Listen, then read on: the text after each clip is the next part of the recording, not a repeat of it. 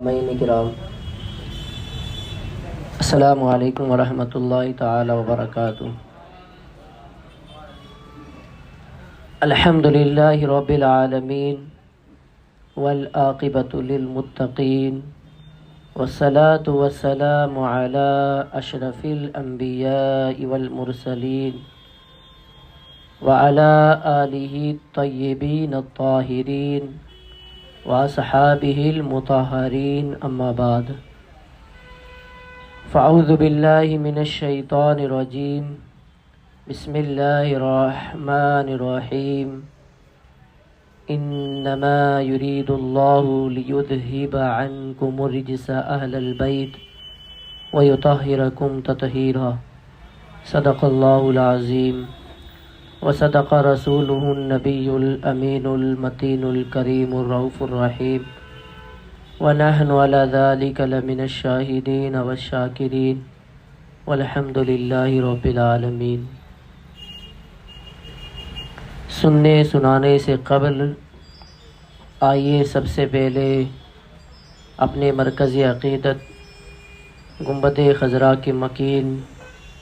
حضور سرور عالم رحمت عالم نور مجسم شفیع فخر آدم و بنی آدم نبی مکرم رسول محتشم ارواحنا فدا حضور احمد مجتبی محمد مصطفیٰ صلی اللہ تعالی علیہ وسلم کے دربار اقدس میں محبتوں کے ساتھ ہدیہ درود پاک پیش کریں اور پڑھیں اللہم صلی علی سیدنا شفیعنا نبینا مولانا محمد بارک وسلم صلاۃ و سلام علیک یا رسول اللہ وسلم علیک یا حبیب اللہ۔ جن کی پاکی کا خدائے پاک کرتا ہے بیاں، جن کی پاکی کا خدائے پاک کرتا ہے بیاں، آیہ تطہیر سے ظاہر ہے شان اہل بیت۔ اور بے ادب گستاخ فرقے کو سنا دے اے حسن، بے ادب گستاخ فرقے کو سنا دے اے حسن، یوں کہا کرتے ہیں سنی داستان اہل بیت۔ عزیزان ملت اسلامیہ، رفیقان گرامی، آج کی یہ ہماری محفل پاک جس میں حضرت سیدنا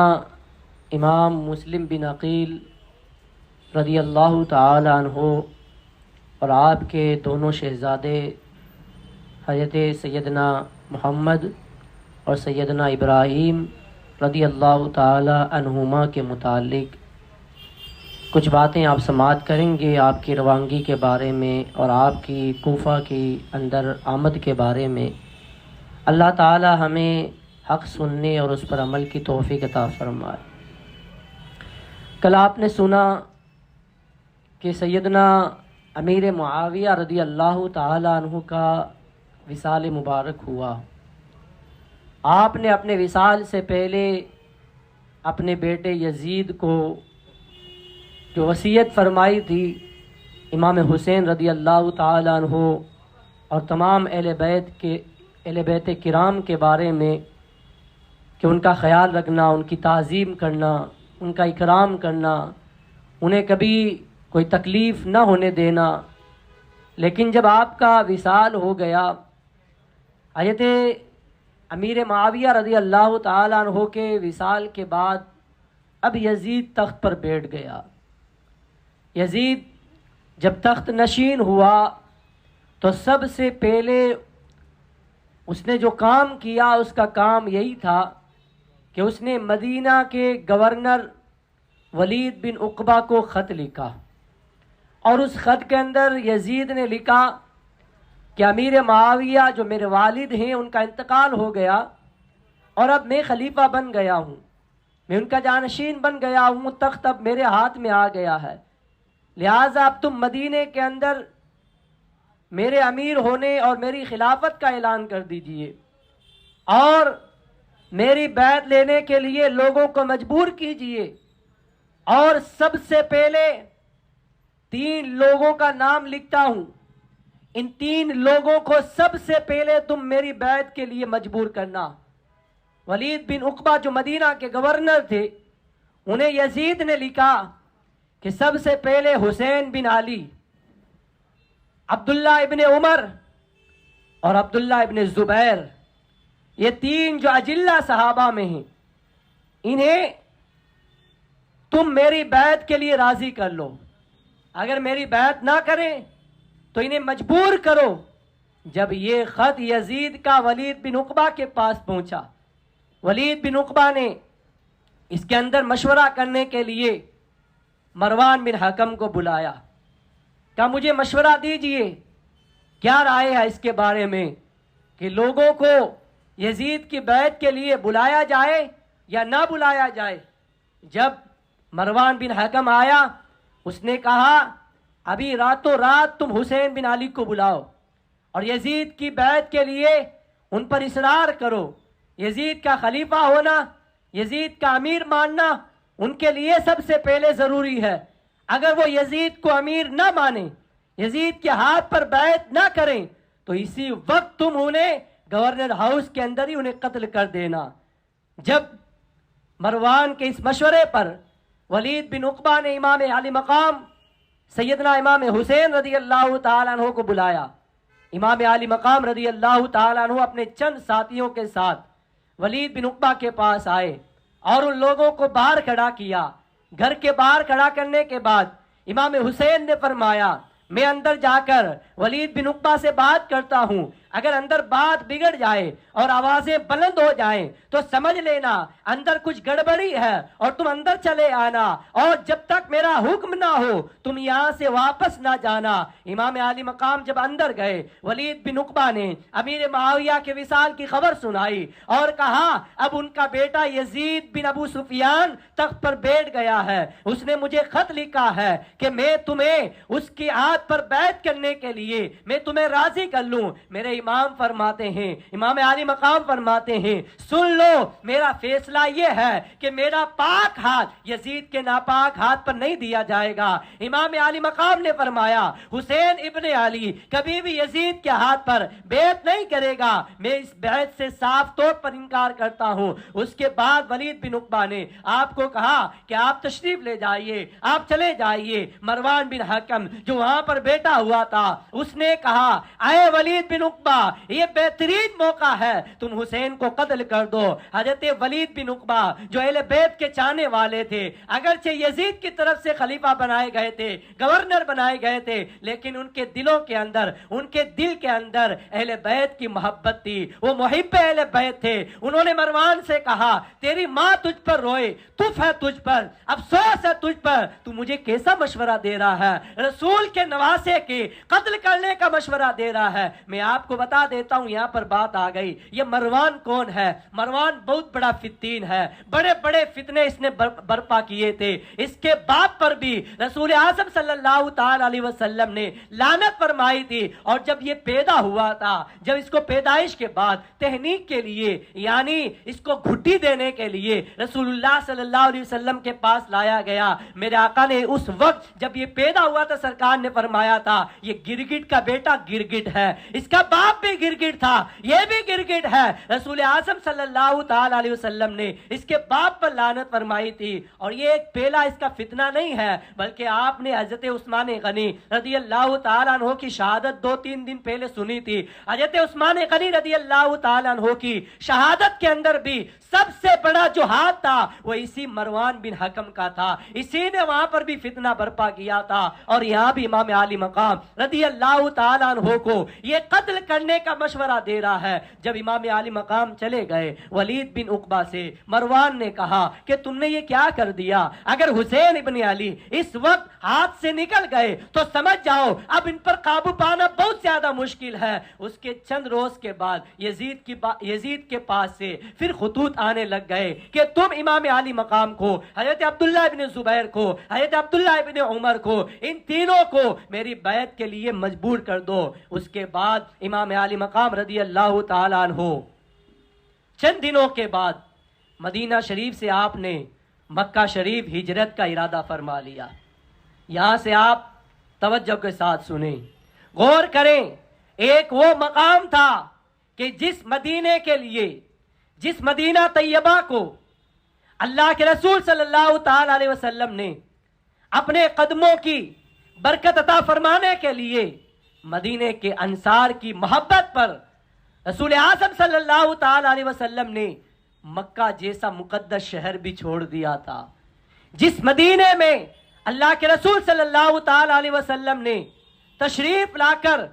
اس کو یثرب سے مدینہ بنا دیا تھا، جو بیماریوں کا گھر تھا، اللہ کے رسول نے اپنے مبارک قدموں سے اسے مدینہ طیبہ بنا دیا تھا، اور سرکار نے کثیر احادیث کے اندر مدینہ کے فضائل عطا فرمائے ہیں۔ جو مدینے میں مرے گا میں اس کی شفاعت کروں گا، یہ میرے آقا کا فرمان ہے۔ اسی طرح کے بہت زیادہ احادیث طیبہ کے اندر مدینہ کے مناقب بیان کیے گئے، مدینہ کے فضائل بیان کیے گئے۔ وہ مدینہ جس میں گنبد خضرا ہے، جس میں جنت البقیع ہے، جس میں سیدہ فاطمہ آپ کی والدہ، آپ کے بڑے بھائی حضرت امام حسن اور آپ کے نانا جان رسول اعظم صلی اللہ تعالی علیہ وسلم آرام فرمائے، اس مدینے کو چھوڑنا کوئی معمولی بات نہیں تھی۔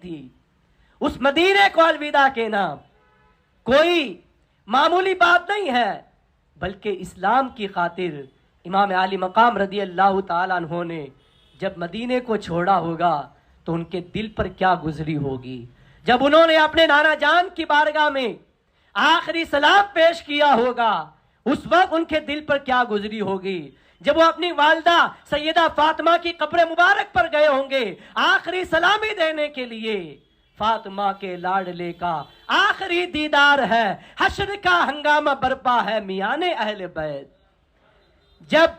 اپنی والدہ کو آخری مرتبہ ان کی قبر کی زیارت کے لیے امام حسین گئے ہوں گے، وہ کیا مقام رہا ہوگا اور ان کے دلوں پر کیا کیفیت رہی ہوگی۔ اللہ کے رسول صلی اللہ تعالی علیہ وسلم نے جس مدینے کو مبارک بنایا اسلام کی خاطر، شریعت کے نفاذ کی خاطر، امام حسین اسی مدینے کو چھوڑ رہے ہیں۔ آج ایک حاجی جب مدینہ شریف جاتا ہے اور حج کے موقع پر اسے مدینہ سے مکہ جانا پڑتا ہے، ایک عمرہ کرنے والا خوش نصیب مسلمان مدینہ طیبہ جاتا ہے اور عمرہ کی سعادت حاصل کرنے کے لیے اسے مدینہ چھوڑ کر مکہ جانا پڑتا ہے، تب ہمارے دل پر اتنا گرا گزرتا ہے کہ ایک عاشق رسول کو کبھی بھی مدینہ چھوڑنا گوارا نہیں ہوتا، تو امام عالی مقام نے جب مدینہ چھوڑا ہوگا ان کے دل پر کیا کیفیت رہی ہوگی، ان کے دلوں کا حال اللہ بہتر جانتا ہے۔ لیکن یہ سب کچھ انہوں نے کیا اسلام کی بقا کے لیے، اسلام کے تحفظ کے لیے، شریعت کو بچانے کے لیے، نانا جان کی احادیث طیبہ کو، نانا جان کی تعلیمات کو، نانا جان کے فرامین کو پوری دنیا تک پہنچانے کے لیے امام عالی مقام رضی اللہ تعالیٰ عنہ نے اس مدینے کو چھوڑ دیا جہاں پر آپ کی ولادت ہوئی، جہاں پر آپ کا بچپن گزرا، جہاں پر آپ کی جوانی گزری، اس مدینے کو اسلام کی خاطر چھوڑ دیا۔ اور اب مدینے کو چھوڑ کر آپ مکہ شریف روانہ ہو گئے۔ جب مکہ شریف آپ پہنچے تو کوفہ کے لوگوں کو یہ خبر ہوئی کہ امیر معاویہ رضی اللہ تعالیٰ عنہ کا انتقال ہو گیا، اب ہم یزید کے ہاتھ پر بیعت نہیں کر سکتے، تو انہوں نے چٹھیاں لکھنا شروع کی، خطوط لکھنے شروع کیے امام عالی مقام کی بارگاہ میں کہ آپ کوفہ تشریف لے آئیں، ہم آپ کے ہاتھ پر بیعت کریں گے، آپ کو اپنا امام مانیں گے، آپ کو اپنا امیر مانیں گے، آپ کو خلیفۃ المسلمین مانیں گے، ہم یزید کے ناپاک ہاتھ پر اپنے ہاتھ نہیں دیں گے۔ یہ کوفہ کے لوگوں نے لکھا، حالانکہ حضرت امیر معاویہ رضی اللہ تعالیٰ عنہ کے حیات کے اندر ہی، آپ کی زندگی کے اندر ہی، دور امیر معاویہ کے اندر ہی کوفہ کے کچھ خطوط امام عالی مقام کے پاس پہنچ گئے تھے، لیکن اس وقت چونکہ حضرت امیر معاویہ رضی اللہ تعالیٰ عنہ بادشاہ تھے، اس لیے امام عالی مقام کوفہ نہیں گئے۔ اب یزید کے دور کے اندر خطوط کا پہنچنا تقریباً 150 خطوط بار بار روزانہ، کبھی کسی کا خط کبھی کسی کا خط امام عالی مقام کی بارگاہ میں آ رہا ہے۔ کئی دنوں تک یہ خطوط کا سلسلہ چلتا رہا۔ وہ لوگ اپنے خطوط کے اندر اس طرح کے مواد لکھتے، اس طرح کی باتیں لکھتے کہ امام عالی مقام آپ ہمارے پاس تشریف لے آئیے، ہم نے مولا علی کے ہاتھ پر بیعت کی تھی، ہم آپ کے ہاتھ پر بھی بیعت کریں گے۔ ہم یزید کے ہاتھ پر بیعت نہیں کر سکتے، یزید فاسق ہے، فاجر ہے، بے نمازی ہے، شرابی ہے، ہم اس کے ہاتھ پر بیعت نہیں کریں گے، آپ کو اپنا امام بنائیں گے۔ جب امام علی مقام رضی اللہ تعالیٰ عنہ کی طرف سے کوئی جواب نہیں دیا گیا تو اب یزیدیوں نے خطوط کے اندر یہ لکھنا شروع کیا کہ اگر آپ اس وقت کوفہ نہیں آئے اور مجبوراً ہمیں یزید کو خلیفہ ماننا پڑا اور یزید کے ہاتھ پر بیعت کرنی پڑی تو ہم کل قیامت کے دن آپ کے نانا جان کی بارگاہ میں آپ کی شکایت کریں گے کہ ہم نے امام علی مقام کو بلایا تھا لیکن وہ ہمارے پاس نہیں آئے، مجبور ہو کر یزید جیسے فاسق و فاجر کو ہمیں امام ماننا پڑا۔ جب اس طرح کی باتیں لکھی گئی، اس طرح کے الفاظ اور جملے لکھے گئے تو امام علی مقام رضی اللہ تعالیٰ عنہ نے ایک خط لکھا۔ اس کے اندر آپ نے لکھا کہ تمہارے محبت برے خطوط میرے پاس آ رہے ہیں کئی روز سے، لیکن مجھے معلوم ہے کہ کوفہ کے لوگوں نے میرے بابا جان مولائے کائنات شیر خدا کے ساتھ بھی وفاداری نہیں کی تھی، میرے بڑے بھائی امام حسن مجتبیٰ کے ساتھ بھی انہوں نے غداری کی تھی، اس لیے پہلے میں کوفہ کے حالات جاننے کے لیے کہ وہاں کیسے لوگ ہیں، حقیقت میں وہ امام بنانا چاہتے ہیں یا دھوکے سے بلا رہے ہیں، وہاں کیسے لوگ رہتے ہیں۔ اس طرح آپ نے خطوط کے اندر یہ جملے لکھے اور وہ خط آپ نے امام مسلم کو دیا، اس کے اندر لکھا کہ میں یہ جاننے کے لیے کہ یہاں پر لوگ صحیح ہیں اور حقیقت میں وہ مجھے اپنا امام ماننا چاہتے ہیں، میرے ہاتھ پر بیعت کرنا چاہتے ہیں یا یوں ہی خطوط لکھ رہے ہیں، اس کو جاننے کے لیے پہلے میں اپنا نائب اور اپنا خلیفہ بنا کر اپنے چچا زاد بھائی حضرت مسلم بن عقیل رضی اللہ تعالیٰ عنہ کو بھیج رہا ہوں۔ وہ وہاں پر آئیں گے، چند دن قیام کرنے کے بعد وہ مجھے واپس خط لکھیں گے کہ یہاں پر حالات صحیح ہیں، اگر ان کا خط یہ اس طرح کا آیا کہ حالات درست ہیں، سب آپ کو امام بنانے کے لیے یہاں پر تیار ہیں آپ کے ہاتھ پر بیعت کرنے کے لیے، تو انشاءاللہ اس کے بعد میں بھی آ جاؤں گا۔ حضرت امام مسلم بن عقیل رضی اللہ تعالیٰ عنہ حضرت امام حسین رضی اللہ تعالیٰ عنہ کے حکم پر مکہ شریف سے کوفہ کی جانب نکلتے ہیں۔ اب جب آپ کوفہ پہنچے، امام مسلم بن عقیل رضی اللہ تعالیٰ عنہ اس وقت کوفہ کے جو گورنر تھے وہ بھی محب اہل بیت تھے، نعمان ابن بشیر رضی اللہ تعالیٰ عنہ سرکار کے صحابی بھی تھے، اللہ کے رسول صلی اللہ تعالیٰ علیہ وسلم کی زیارت انہوں نے کی تھی۔ جب اس وقت وہ گورنر تھے، امام مسلم رضی اللہ تعالیٰ عنہ پہنچے، انہوں نے شاندار استقبال کیا اور ایک ہفتے کے اندر امام مسلم رضی اللہ تعالیٰ عنہ کے ہاتھ پر امام حسین کے نام کی 12,000 کوفیوں نے بیعت کی تھی۔ ایک ہفتے کے اندر 12,000 کوفی امام حسین کے نام پر امام مسلم بن عقیل کے ہاتھ پر بیعت کر چکے تھے۔ اب ایک ہفتے کے بعد امام مسلم رضی اللہ تعالیٰ عنہ نے خط لکھا امام علی مقام کی بارگاہ میں کہ میرے امام یہاں پر حالات ٹھیک ہیں، حالات سازگار ہیں، سب آپ کی محبت کے اندر ڈوبے ہوئے ہیں اور 12,000 لوگوں نے میرے ہاتھ پر بیعت کر لی ہے، سب آپ کی زیارت کے لیے بےتاب ہیں، آپ کو امیر بنانے کے لیے بےتاب ہیں، آپ کو امام بنانے کے لیے بےتاب ہیں، شدت سے کوفہ کے لوگ آپ کا انتظار کر رہے ہیں۔ یہ خط امام مسلم نے امام حسین کی بارگاہ میں بھیج دیا۔ اب ایک ہفتے کے بعد وہاں کے کچھ لوگوں کو تکلیف پہنچی کہ اس طرح تو یزید کے جو چاہنے والے تھے وہاں پر وہ لوگ جو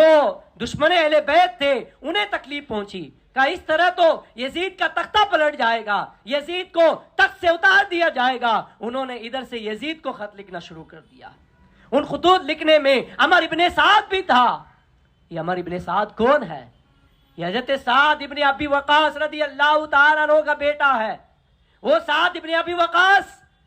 کہ تمام صحابہ حضور کی خدمت میں آتے تھے تو یوں عرض کرتے تھے فدا کا ابی و امی یا رسول اللہ، یا رسول اللہ میرے ماں باپ آپ پر قربان ہو، ہمارے ماں باپ آپ پر قربان ہو۔ لیکن حضرت سعد ابن ابی وقاص رضی اللہ تعالیٰ عنہ وہ عشرۂ مبشرہ میں سے ایک صحابی ہیں کہ جن کو ایک جنگ کے موقع پر میرے آقا صلی اللہ تعالیٰ علیہ وسلم تیر عطا فرماتے جاتے تھے اور یوں فرماتے جاتے تھے اے سعد تم دشمنوں پر تیر برساؤ، تم پر میرے ماں باپ قربان۔ ہر صحابی حضور کی بارگاہ میں یہ عرض کرتا تھا میرے ماں باپ آپ پر قربان، لیکن جس صحابی کے لیے حضور نے فرمایا میرے ماں باپ اے سعد ابن ابی وقاص تجھ پر قربان، وہ ذات گرامی حضرت سعد ابن ابی وقاص کی ہے۔ دنیا میں جنہیں جنت کا مژدہ سنایا گیا، جنت کی بشارت دی گئی، ان کا بیٹا نالائق نکلا، ان کا بیٹا دشمن اہل بیت نکلا۔ اور اسی ابن سعد نے یزید کو خط لکھا کہ نعمان ابن بشیر کو معزول کر دیا جائے، سسپینڈ کر دیا جائے، کیونکہ وہ کمزور ہیں اور وہ کمزوری دکھا رہے ہیں۔ مسلم کے ہاتھ پر 12,000 لوگوں نے بیعت کر لی ہے، اور یہاں پر تم نعمان کو ہٹا کر اس کی جگہ پر کوئی جابر و ظالم گورنر بھیج دے تاکہ تیری حکومت باقی رہے۔ جب یزید کو یہ خط پہنچا، یزید غصے میں لال پیلا ہو گیا، اور اس نے کہا کہ اس نے اپنے ساتھیوں سے مشورہ کیا کہ کون ہے ظالم و جابر جو سخت ہو اور معاملے کے اندر تاکید کے ساتھ مسلم بن عقیل کا مقابلہ کر سکے۔ لوگوں نے اسے مشورہ دیا کہ اس وقت عبید اللہ ابن زیاد جو بصرہ کا گورنر ہے، بصرہ کا حاکم ہے، اس سے زیادہ تو ظالم و جابر کوئی نہیں ہے۔ یزید نے عبید اللہ ابن زیاد کو بصرہ سے بلایا، عبید اللہ ابن زیاد کو کہا کہ تو بصرہ کو چھوڑ، وہاں اپنے بھائی کو بٹا دے اور تو کوفہ چلے جا، وہاں پر لوگوں نے مسلم بن عقیل کے ہاتھ پر بیعت کر لی ہے، میری حکومت خطرے میں ہے، جا اور مسلم بن عقیل کے خلاف وہاں پر ایک محاذ کھڑا کر دے، اور لوگوں کو ڈرا دھمکا کر، ان کو دھمکیاں دے کر امام حسین کے ہاتھ کی جو بیعت انہوں نے کی ہے اس بیعت کو توڑ کر وہ یزید کو امیر المومنین مانے، لوگوں کو مجبور کر دے وہاں جا کر۔ عبید اللہ ابن زیاد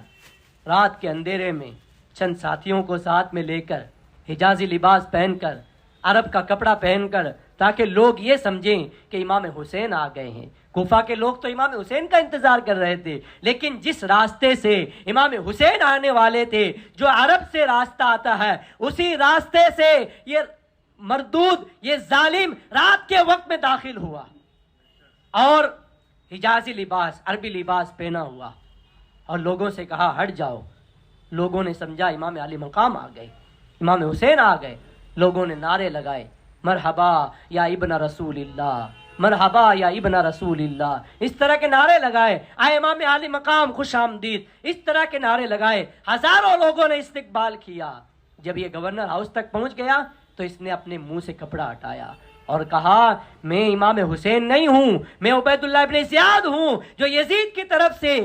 کوفہ کا نیا حاکم بنا کر بھیجا گیا ہوں، نیا گورنر بنا کر بھیجا گیا ہوں، اور خبردار اگر کسی نے یزید کو امیر المومنین ماننے سے انکار کیا تو میں اس کے بال بچوں کو ختم کر دوں گا، اس کو قتل کر دوں گا، اس کے ماں باپ کو ختم کر دوں گا۔ اس طرح کی اس نے دھمکیاں دی۔ اب لوگ اس وقت جو ہے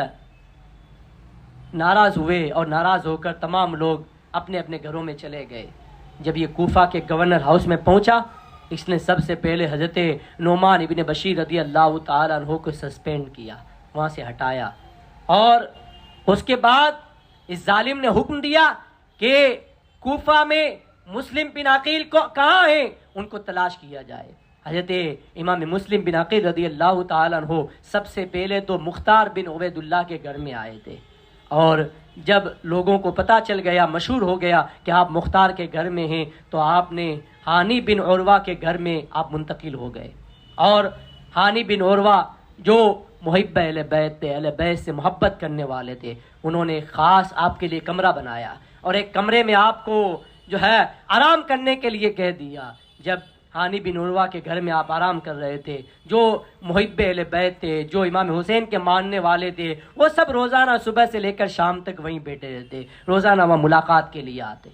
اب عبید اللہ نے کہا مسلم کو تلاش کرو۔ یوں تو امام مسلم بن عقیل رضی اللہ تعالیٰ عنہ کا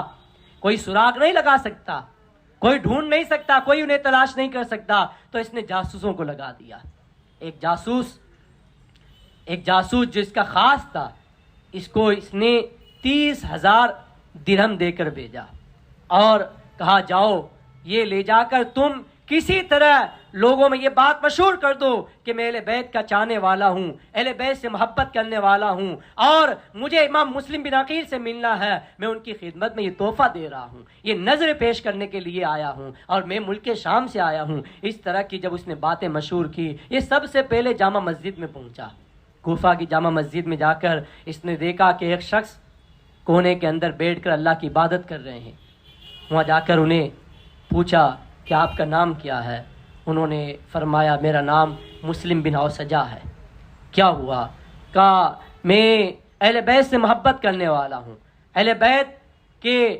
گھرانے کے چشم و چراغ امام مسلم بن عقیل رضی اللہ تعالیٰ عنہ یہاں پر آئے ہوئے ہیں، مجھے خبر ہوئی ہے، تو میں یہ 30,000 درہم لے کر ان کی بارگاہ میں آیا ہوں، میں تاکہ ان کی بارگاہ میں جا کر نظر پیش کر دوں۔ حضرت مسلم بن اوسجا رضی اللہ تعالیٰ عنہ جو اہل بیت سے محبت کرنے والے تھے، اس کے دھوکے میں آ گئے، اس کے فریب کے اندر آ گئے، اور کہا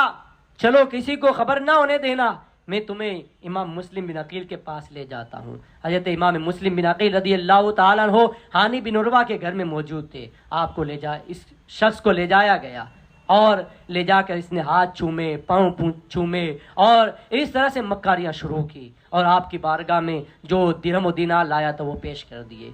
اب روزانہ اس کا معمول بن گیا، صبح جاتا شام کو وہاں سے لوٹتا، جو دن بھر میں وہاں باتیں ہوتی ساری باتیں لے جا کر ابن زیاد کو سنا دیتا۔ یہ جاسوس بن کر آیا تھا، لیکن لوگ سب اس کو سمجھ رہے تھے یہ محب اہل بیت ہے۔ اب ہانی بن عروہ جو محب اہل بیت تھے، ان سے ابن زیاد کے کچھ معاملات تھے، پرانی دوستی تھی اور پرانی ملاقاتیں تھی، تو ہانی بن عروہ کو ابن زیاد نے بلایا۔ ہانی بن عروہ ابن زیاد کے پاس گئے، ابن زیاد نے کہا ہانی مجھے خبر پہنچی ہے کہ تم نے امام مسلم بن عقیل کو اپنے گھر میں چھپائے رکھا ہے۔ آپ نے پہلے تو انکار کیا، ظاہر سی بات ہے اگر اس کو ظاہر کر دیں گے تو یہ ظالم انہیں تکلیف پہنچائے گا، انہیں نقصان پہنچائے گا، اس لیے انہوں نے انکار کر دیا۔ انکار جب آپ نے کیا تو اس ابن زیاد نے اس جاسوس کو بلایا، اپنے غلام کو کہا اس غلام کو بلایا جائے۔ جب وہ غلام آیا کہا دیکھو یہ غلام۔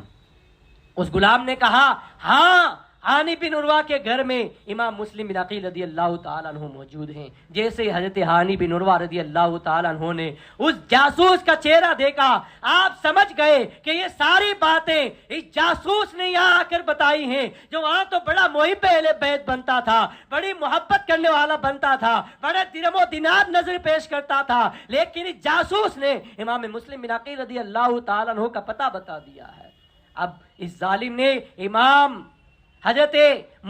ہانی بن عروہ کو ایک کمرے کے اندر بند کر دیا، انہیں بہت تکلیفیں پہنچائی، اور جب لوگوں کو خبر ہوئی کہ ہانی بن عروہ رضی اللہ تعالیٰ عنہ جو ایک خاندان کے بڑے سردار تھے ان کو ابن زیاد نے قتل کر دیا ہے، لوگوں نے ہانی بن عروہ کا بدلہ لینے کے لیے ابن زیاد کے گورنر ہاؤس کا گھیراؤ کر لیا، محاصرہ کر لیا۔ ابن زیاد گھبرا گیا، اس نے کہا کہ میں نے ہانی بن عروہ کو قتل نہیں کیا ہے، بلکہ کچھ معاملات کی بنا پر اس نے کسی کے ساتھ کہا، یہ قاضی شریح رضی اللہ تعالیٰ عنہ کے ساتھ یہ کہلوایا کہ تم جا کر لوگوں سے کہہ دو، قاضی شریح جن کو لوگ بہت مانتے تھے، تم جا کر لوگوں سے کہہ دو کہ ہانی زندہ ہیں، انہیں کچھ معاملات کی بنا پر نظر بند کیا گیا ہے لیکن انہیں قتل نہیں کیا گیا۔ اتنا سننے کے بعد لوگ وہاں سے اپنے گھروں میں لوٹ گئے، اور اس کے بعد پھر ابن زیاد نے حکم دیا کہ خبردار اگر کوئی یہ چاہتا ہے کہ اس کی بیوی بیوہ ہو جائے، اس کے بچے یتیم ہو جائیں، تو مسلم بن عقیل کو اپنے گھر میں چھپائے گا۔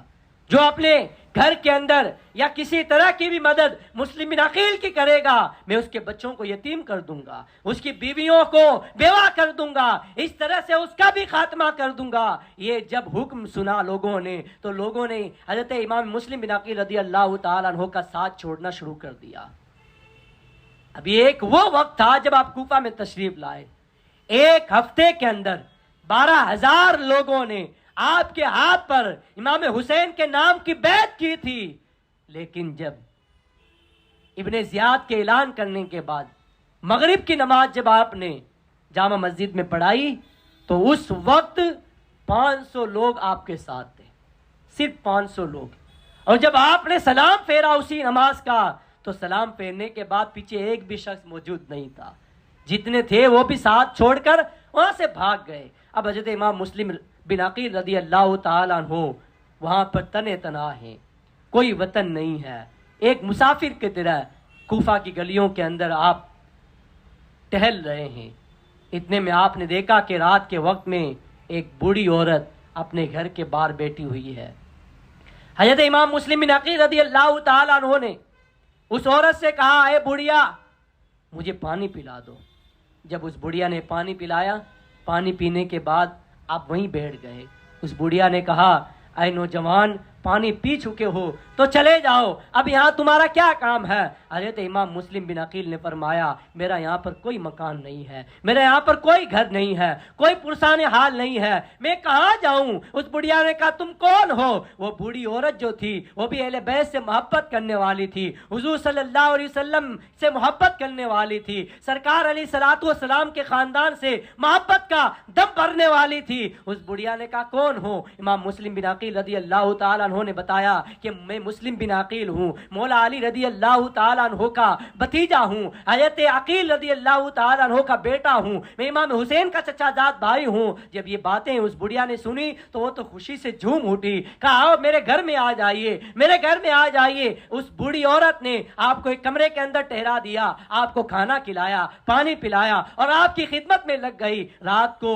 جب دوسری رات ہوئی، اس بوڑھی عورت کا لڑکا جو آوارہ تھا اور ایک نمبر کا لالچی تھا، اس نے اعلان سن لیا تھا کہ ابن زیاد نے اعلان کیا ہے جو مسلم بن عقیل کو میرے پاس پکڑ کر لائے گا اس کو انعام و اکرام سے نوازا جائے گا، مال و دولت دی جائے گی۔ اس بیٹے نے کہا، میں تو مسلم بن عقیل کو تلاش کر رہا ہوں۔ ماں نے اس کو سمجھایا کہ اہل بیت سے دشمنی اچھی نہیں ہے، اہل بیت سے اگر کوئی دشمنی کرے گا وہ رسول اللہ صلی اللہ علیہ وسلم کو کیا منہ دکھائے گا؟ قیامت کے دن اللہ کے رسول صلی اللہ تعالی علیہ وسلم اس کی شفاعت نہیں فرمائیں گے۔ لیکن بیٹے کے دل کے اندر، اس کے دماغ کے اندر ایک ہی بھوت سوار تھا، دنیا کا لالچ سوار تھا، دنیا کی مال و دولت اس کو نظر آ رہی تھی۔ اس نے کہا، میں تو مسلم بن عقیل کو تلاش کر کے رہوں گا۔ اتنے میں اسے یہ بھنک لگ گئی، یہ خبر پہنچ گئی کہ مسلم بن عقیل جس کو میں کوفے کی گلیوں کے اندر تلاش کر رہا ہوں وہ کہیں اور نہیں ہے، وہ میرے کمرے کے اندر موجود ہیں۔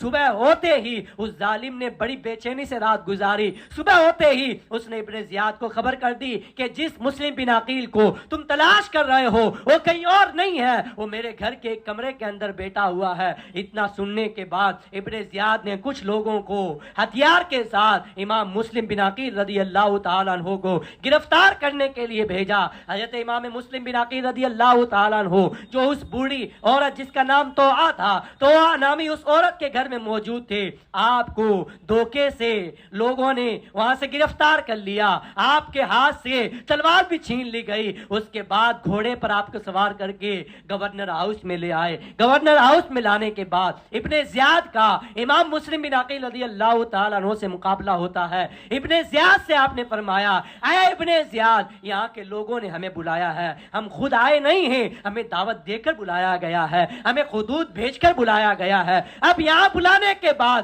تم لوگ میرے ساتھ غداری کر رہے ہو، مجھے نقصان پہنچا رہے ہو، اور سب سے بڑی بات یہ ہے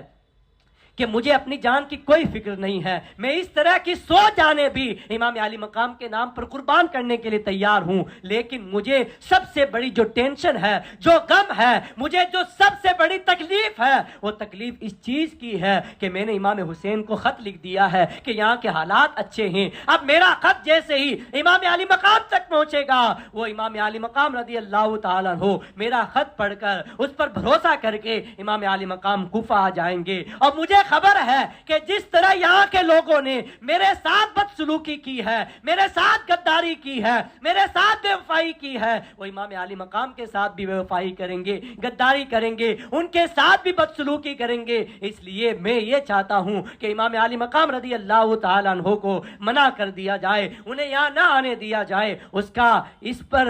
پر ابن زیاد جیسے ظالم و جابر پر آپ کی اس تقریر کا کوئی اثر نہیں ہوا۔ اس کے بعد میں شارٹ میں بیان کر رہا ہوں، ابن زیاد نے لوگوں کو، اپنے جلاد کو حکم دیا کہ جاؤ مسلم بن عقیل کو اوپر لے جاؤ چھت پر، گورنر ہاؤس کی چھت پر، اور لے جا کر نیچے گرا دو، قتل کر کے نیچے گرا دو۔ اور امام مسلم بن عقیل رضی اللہ تعالیٰ عنہ نے اپنی شہادت سے پہلے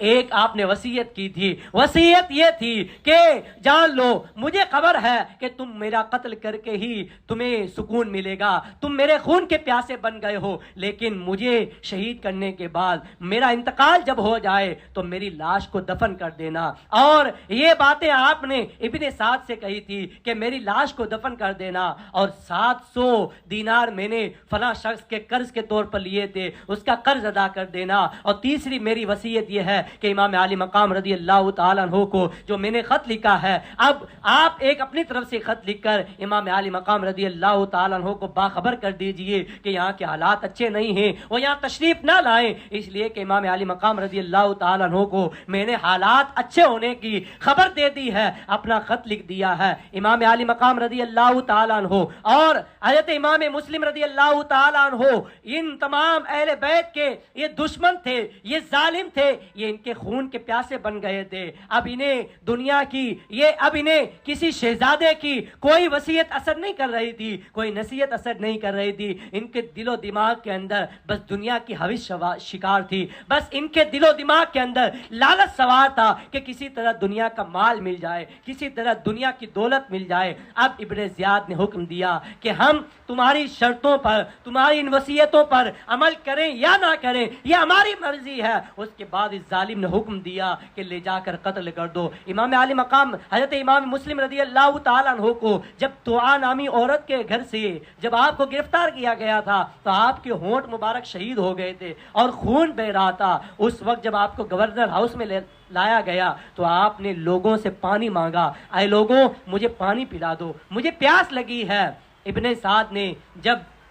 ایک گلاس پانی کا بھر کر آپ کو دیا، حضرت امام مسلم رضی اللہ تعالیٰ عنہ نے پانی کا گلاس جیسے ہی منہ میں لگایا کہ آپ کے ہونٹ مبارک کا جو خون تھا وہ پانی میں گر گیا۔ آپ نے پانی پینا آپ کو نصیب نہیں ہوا۔ آپ نے فرمایا کہ یہ دنیا کا پانی اب ہمارے نصیب میں نہیں ہے، اب نانا جان کے ہاتھ سے جام کوثر پیئیں گے، اب نانا جان کے ہاتھ سے حوض کوثر کا پانی پیئیں گے انشاءاللہ۔ اتنے میں جا کر یہ تمام معاملات جب ختم ہوئے، ابن زیاد نے حکم دیا جاؤ اب لے جا کر مسلم بن عقیل کو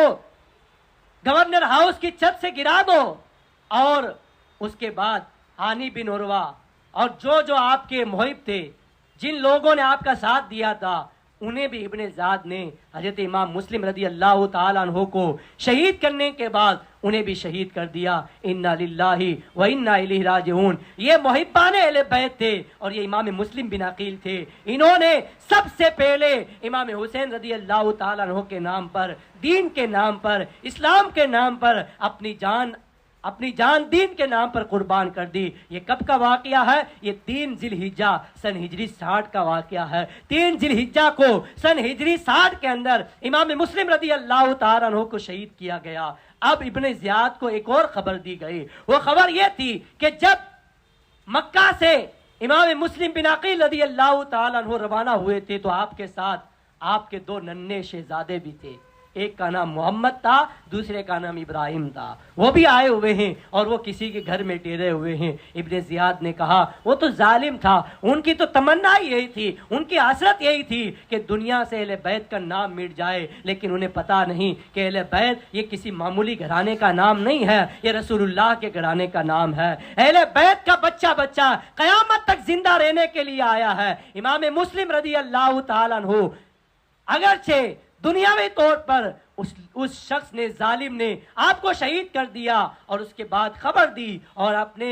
ذہن و دماغ کے اندر، اپنے تصور کے اندر، وہم و خیال کے اندر یہ سمجھ رہا تھا کہ میں اہل بیت کے گھر کے بچے کو شہید کر دوں گا، اس لحاظ سے اس نے یہ اعلان کروا دیا کہ خبردار اگر کسی نے اپنے گھر کے اندر امام مسلم کے 2 بچوں کو رکھا تو میں اس کو قتل کر دوں گا، اس کے بچوں کو قتل کر دوں گا، اس کے ماں باپ کو قتل کر دوں گا اور اس کو سخت سزا دی جائے گی۔ اس اعلان کو سننے کے بعد لوگ کانپ گئے، لوگ لرز گئے، گھبرا اٹھے۔ حالانکہ بظاہر تو لوگ یہ چاہتے تھے کہ ہم انہیں اپنے گھروں کے اندر ٹھہرا لیں، لیکن دنیاوی موت سے ڈر گئے،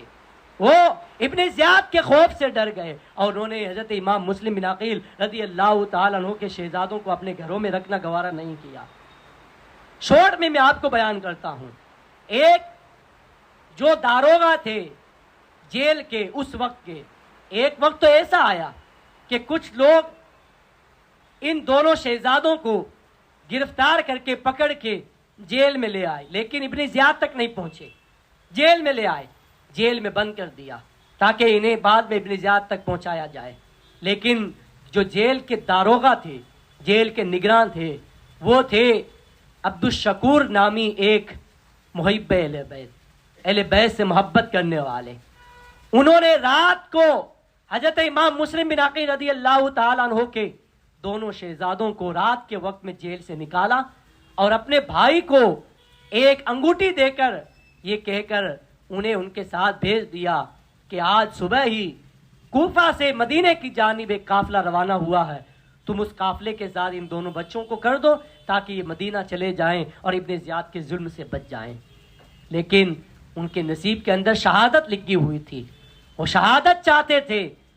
اور اللہ نے ان کے مقدر کے اندر شہادت لکھی تھی، تو اس ہونے کو کون ٹال سکتا ہے؟ کوئی نہیں ٹال سکتا۔ حضرت عبدالشکور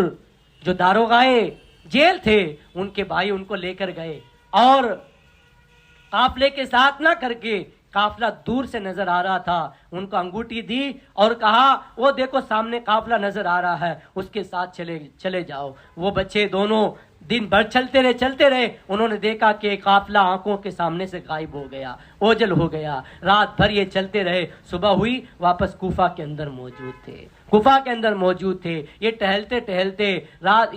ٹہلتے دن کے ایک وقت کے اندر نیرے فرات کے کنارے پر چلے گئے اور وہاں پر ایک درخت تھا، اس درخت کی کوہ کے اندر دونوں جا کر چھپ گئے۔ صبح ہوئی تو ایک عورت وہاں سے نیرے فرات سے پانی بھرنے کے لیے آئی، اس نے دو بچوں کی آوازیں سنی۔ جب اس نے ادھر ادھر دیکھا کوئی بچہ نظر نہیں آیا، پھر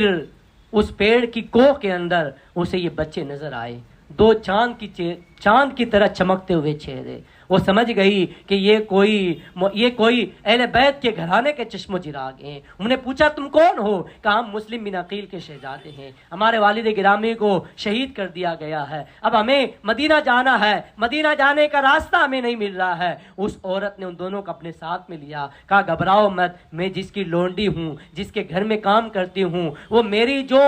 مالکہ ہے، جو میری ملکہ ہے، وہ اہل بیت سے محبت کرنے والی ہے، میں تمہیں اس کے پاس لے جاتی ہوں۔ جب یہ عورت اپنی اس ملکہ کے پاس دونوں شہزادوں کو لے کر آئی، اس نے انہیں کپڑے پہنائے، نہلایا اور کنگھی کی اور اچھی طرح کھانا وغیرہ کھلایا اور ان کے ساتھ اچھا برتاؤ کرنے لگ گئی۔ لیکن اس عورت کا جو شوہر تھا، جس کا نام حارث تھا، یہ ابن زیاد کا قریبی تھا اور اہل بیت کا دشمن تھا، دنیا کا لالچی تھا۔ اس نے ابن زیاد کا اعلان سن رکھا تھا کہ ابن زیاد نے اعلان کیا ہے کہ دو بچے مسلم بن عقیل کے جو کوئی بھی میرے پاس لائے گا اس کو میں انعام دوں گا، دولت سے نواز دوں گا، اس کو میں اتنا مال دوں گا، اتنی دولت دوں گا۔ یہ حارث دنیا کا لالچی تھا۔ رات میں گھر آیا،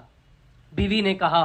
اتنی دیر سے کیوں آئے ہو؟ کہا میں آج صبح سے ہی مسلم بن عقیل کے بچوں کو تلاش کر رہا ہوں، وہ نہیں مل رہے ہیں، اور ان کے پتہ لگانے پر، ان کو ابن زیاد کے پاس لے جانے پر بہت مال دیا جائے گا، بہت دولت دی جائے گی، بہت انعام سے نوازا جائے گا۔ اس عورت نے کہا اے میرے شوہر، تمہارا نام حارث ہے، ہم مسلمان ہیں، ہم حضور کا کلمہ پڑھتے ہیں، لیکن آپ جو کام کرنے جا رہے ہو یہ کام قطعاً مناسب نہیں ہے، یہ کام اچھا کام نہیں ہے کہ تم اہل بیت کے بچوں کو ابن زیاد جیسے ظالم و جابر کے پاس لے کر جاؤ، یہ اچھا کام نہیں ہے۔ اس نے کہا تو خاموش ہو جا، تو کچھ نہیں جانتی۔ اتنے میں اس نے خاموش کر دیا۔ رات میں یہ ظالم سو گیا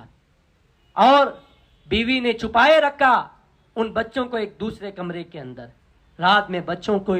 رونے کی آواز آئی، دونوں بچے آدھی رات کو جاگ گئے۔ ایک بچہ جس کا نام محمد تھا، اس نے دوسرے اپنے بھائی ابراہیم سے کہا آج میں نے خواب دیکھا رسول اعظم صلی اللہ تعالی علیہ وسلم اپنے بابا جان حضرت مسلم بن عقیل کا استقبال کر رہے ہیں، اور حضرت مسلم بن عقیل سے اللہ کے رسول صلی اللہ تعالی علیہ وسلم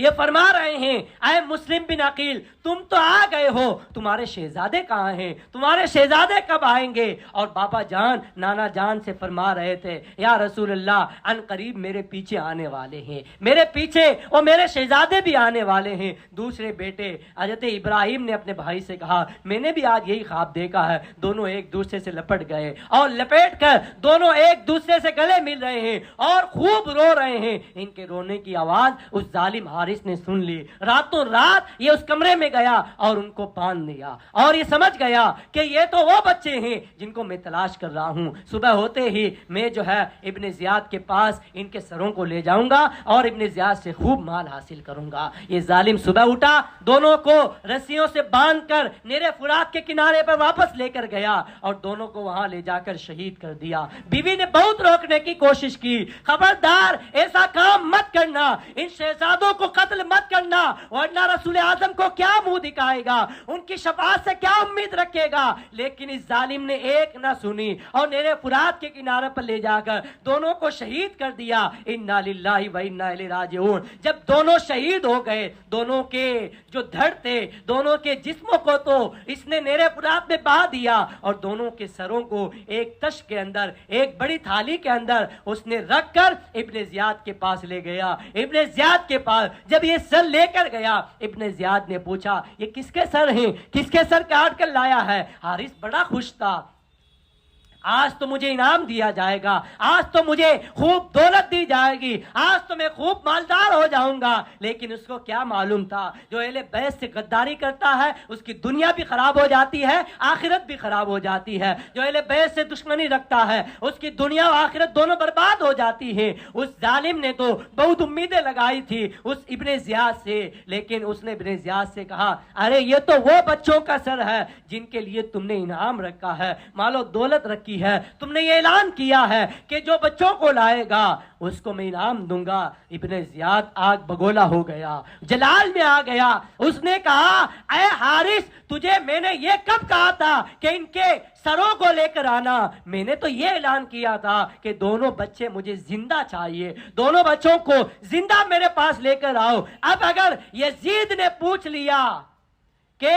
مسلم بن عقیل کے بچے زندہ تو نے میرے پاس کیوں نہیں بھیجے تو میں یزید کو کیا جواب دوں گا؟ اب اس کی سزا تو یزید آئے گی۔ اس کے بعد اس نے جلاد کو حکم دیا کہ حارث کو قتل کر دیا جائے اور اس کا خاتمہ کر دیا جائے۔ اب آپ نے دیکھ لیا کہ حارث جو دنیا کے لالچ کے اندر اس نے سب یہ کام کیا تھا، لیکن ابن زیاد نے کہا میں نے تو یہ اعلان کیا تھا کہ مسلم بن عقیل کے زندہ بچوں کو میرے پاس لے کر آنا، لیکن تو ان کو شہید کر کے لایا ہے۔ اب تو نے میرے حکم کی خلاف ورزی کی ہے، اس کی سزا دی جائے گی۔ اس کے بعد حارث کو قتل کر دیا گیا۔ پتا چلا کہ جو اہل بیت سے دشمنی رکھتا ہے، جو اہل بیت کی نفرت دل کے اندر پیدا کرتا ہے، وہ دنیا بھی اس کے کام نہیں آتی ہے اور آخرت بھی اس کی خراب ہو جاتی ہے۔ نہ خدائی ملا، نہ وصال سمن، نہ وصال صنم، نہ ادھر کے رہے نہ ادھر کے رہے۔ دنیا کے لالچ کے اندر ان لوگوں نے کیا کیا نہیں کیا۔ دنیا کے لالچی، دنیا کی لالچ کا بھوت جو ان کے دل و دماغ پر سوار ہو گیا تھا، اس سے ان لوگوں نے اہل بیت کو خوب تکالیف پہنچائی ہیں، اہل بیت کو بہت نقصان پہنچایا ہے۔ ادھر امام عالی مقام سید الشہداء امام حسین رضی اللہ تعالیٰ عنہ مکہ شریف سے کربلا کی طرف کوفہ کی جانب روانگی کی تیاریاں کر رہے ہیں، اور ادھر امام مسلم رضی اللہ تعالیٰ عنہ کو اور آپ کے شہزادوں کو اور بہت سارے محبان اہل بیت کو اہل بیت کی محبت کے نام پر شہید کر دیا گیا، جس کی خبر امام علی مقام تک نہیں پہنچی۔ اور جو خط امام مسلم رضی اللہ تعالیٰ عنہ نے لکھا تھا، اس خط کو دیکھ کر حضرت امام حسین رضی اللہ تعالیٰ عنہ نے سمجھا کہ وہاں حالات اچھے ہیں، میرے بھائی نے یہ لکھا ہے، تو اسی خط پر بھروسہ کر کے آپ وہاں سے روانہ ہوئے، صحابہ کرام سے ملاقاتیں کی۔ کئی صحابہ کرام آپ کی اس رائے سے متفق نہیں تھے کہ آپ مکہ چھوڑ کر یا مدینہ چھوڑ کر آپ کوفہ کی جانب جائیں۔ بہت سارے صحابہ کرام کو یہ منظور نہیں تھا، کیونکہ صحابہ جانتے تھے یہ کوفہ کسی کے نہیں ہیں، یہ کوفی کسی کے نہیں ہیں، یہ کوفہ والے جب مولا علی کے نہ ہوئے، امام حسن کے نہ ہوئے، تو امام حسین کے کیا ہوں گے؟ جس طرح انہوں نے مولائے کائنات کے ساتھ غداری کی، انہوں نے حضرت امام حسن مجتبیٰ کو زہر دے کر شہید کیا، اسی طرح یہ آپ کو بھی شہید کر دیں گے۔ بہت صحابہ کرام نے روکا، لیکن جو اللہ تعالیٰ نے مقدر میں لکھ دیا تھا وہ تو ہونا ہی تھا۔ اللہ تعالیٰ نے کربلا کی سرزمین پر امام علی مقام رضی اللہ تعالیٰ عنہ کو صبر کے اس امتحان میں کامیاب کرنا تھا، تو اس امتحان سے آپ کو گزرنا تھا، یہ اللہ نے آپ کی تقدیر میں لکھا تھا۔ اور آپ کی شہید ہونے کی شہرت بہت پہلے جب آپ پیدا ہوئے تھے تبھی مشہور ہو گئی تھی، خود امام علی مقام خود جانتے تھے کہ مجھے شہید کیا جائے گا، اس کے باوجود امام علی مقام رضی اللہ تعالیٰ عنہ کبھی ایک قدم بھی پیچھے نہیں ہٹے۔ یہ سب آپ نے کیوں کیا؟ دین کی خاطر، شریعت کی بقا کی خاطر، اسلام کو بچانے کی خاطر کیا۔ آج ہم سید الشہداء امام علی مقام رضی اللہ تعالیٰ عنہ کی سیرت پڑھتے ہیں، سنتے ہیں، اور ان کی شہادت کے واقعات بھی سنتے ہیں، لیکن ہمیں یہ صرف یہ کام نہیں ہے ہمارا کہ ہم واقعات کو سنیں اور دلچسپی لے کر تھوڑا افسوس کر کے ہم ایک کان سے سن کر دوسرے کان سے نکال دیں۔ یہ واقعات اور یہ کربلا کا معرکہ اور یہ اہل بیت کی شہادت بہت کچھ ہمیں پیغام دیتی ہے۔ سب سے بڑا پیغام عورتوں کے لیے بھی اور مردوں کے لیے بھی کربلا کا سب سے بڑا ایک پیغام ہے۔ یوں تو بہت سارے پیغامات ہیں، لیکن سب سے بڑا پیغام کربلا یہ ہے کہ مردوں کو صبر کرنا چاہیے، مردوں کو صبر کرنا چاہیے اور عورتوں کو پردہ کرنا چاہیے۔ آپ نے دیکھا، آپ کل انشاءاللہ سنیں گے کربلا کا وہ خونی منظر، اور کربلا میں جو قیامت صغریٰ قائم ہوئی تھی، جب یہ واقعات سنیں گے، آج کی عورتیں ہوتی تو نہ جانے کیسے کیسی نہ صبری اور نہ شکری کے الفاظ نکال دیتی، لیکن ان مقدس خواتین نے جو امام حسین رضی اللہ تعالیٰ عنہ کے ساتھ آپ کی اہلیہ تھی، آپ کی بہنیں تھی، انہوں نے صبر کا مظاہرہ کیا، اپنے چہرے سے پردہ نہ اترنے دیا۔ ان پر بھی ظلم کیا گیا، ان کو بھی ستایا گیا، ان کو بھی اس طرح سے ان ظالموں نے نشانہ بنایا، لیکن ان مقدس خواتین نے سب کچھ برداشت کیا، اپنے بیٹوں کو، بھائیوں کو، بھانجوں کو، سب کو اپنی آنکھوں کے سامنے شہید ہوتا دیکھ لیا، لیکن اپنے چہرے سے انہوں نے پردہ نہیں اتارا۔ تو یہ عورتوں کے لیے بہت بڑا پیغام ہے۔ آج عورتیں مارکیٹ کی زینت بنی ہوئی ہیں، آج عورتیں، ہماری مسلم خواتین، ہماری ماں بہنیں آج شاپنگ مال کی زینت بنی ہوئی ہیں، لیکن اسلام نے ہمیں یہ بتایا ہے کہ ایک عورت شاپنگ مال کی زینت نہیں ہے، مارکیٹ کی زینت نہیں ہے، ایک عورت اپنے گھر کی چار دیواری کی زینت ہے۔ عورت جتنی گھر کے اندر رہے گی اتنی محفوظ رہے گی۔ تو یہ عورتوں کو بھی کربلا کا یہ واقعہ بتا کر آپ ان تک یہ پیغام پہنچائیں کہ وہ پردے کی حالت میں رہیں گی، انشاءاللہ سیدہ فاطمہ بھی خوش ہوں گی، سیدہ زینب بھی خوش ہوں گی، اور تمام امہات المومنین بھی خوش ہوں گی، اہل بیت کی مستورات خوش ہوں گی۔ یہ خراج محبت ہے سب سے بڑا کہ ہم ان کے پیغام پر عمل کریں، ان کی تعلیمات پر عمل کریں۔ اللہ تعالی ہمیں عمل کی توفیق عطا فرمائے۔ کل انشاءاللہ سید الشہداء امام علی مقام کی روانگی اور کربلا میں آپ پر جو پانی روکا گیا اور یہ تمام شہادتیں امام قاسم کی، علی اکبر کی، علی اصغر کی، یہ تمام شہادتیں انشاءاللہ کل کی مجلس میں آپ سنیں گے۔ اللہ تعالی ہمیں عمل کی توفیق عطا فرمائے۔ مصطفیٰ جان رحمت پیلا